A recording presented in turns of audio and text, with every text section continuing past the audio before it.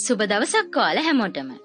UD සිනමා අපි අද ඔයාලා වෙනුවෙන් තවත් වෙනස්ම විදිහේ මූවි රිවිව් එකක් අරන් ආවා. දේපල ඉඩකඩම් වලට සහෝදරයෝ නෑදෑයෝ රණ්ඩු වෙනවා අපි අහලා දැකලා තියෙනවා. ඒත් Tamanගේ වාහනේ නවත්ත ගන්න තියෙන පොඩි පාකින් ඒරියා එකකට ජීවිත පවා නැති කරන්න හිතන තරමට රණ්ඩු වෙන කුලියට ජීවත් වෙන පවුල් දෙකක් ගැන අහන්න ලැබුණා. මේ 2023 වසරේ රිලීස් වුණ පාකින් කියන මූවි එකත් ඒ වගේ කතාවක් වටා නිර්මාණය වුණ මූවි එකක්. ඉතින් මේ කතාවේ සම්පූර්ණ විස්තරය දැනගන්න ඔයාලා මේ වීඩියෝ එක ඉවර වෙනකන් අපිත් එක්ක එකතු වෙලා ඉන්න. ඒ වගේම ඔයාලා තාමත් අපිව subscribe කරලා නැත්නම් UD Cinema YouTube channel එක subscribe කරන්නත් අමතක කරන්න එපා. මේ ඉන්නේ ඊශ්වර්.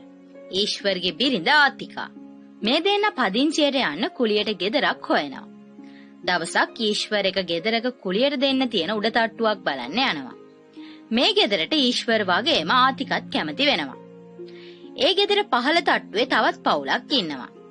මෙයාලා මේ උඩ තට්ටුවේ පදිංචියට එනවා. මේ වෙද්දී ආතිකාට දරුවෙක් ලැබෙන්න ඉන්නේ. ඊශ්වර් ආතිකාට ගොඩක් ආදරේ.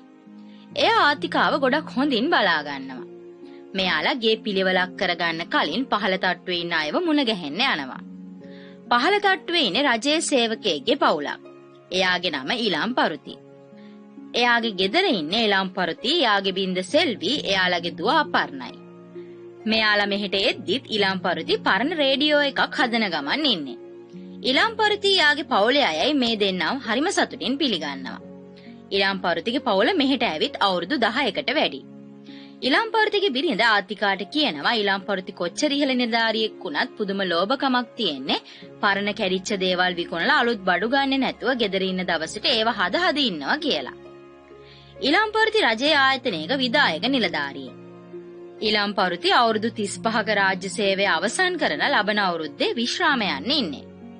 මේ පළාතේ අයගෙන් ඉලම් පරුතිට ලොකු ගෞරවයක් තියෙනවා. ඒත් හැමෝම දන්නවා ඉලම් පරුති ටිකක් ලෝභ කෙනෙක් කියලා. මොන දේ තිබුණත් ඉලම් පරුතියාගේ දුවගේ විවාහයට සල්ලි ඉතුරු කරනවා කිය කිසිම අමතර දෙයකට සල්ලි වියදම් කරන්නේ නැහැ.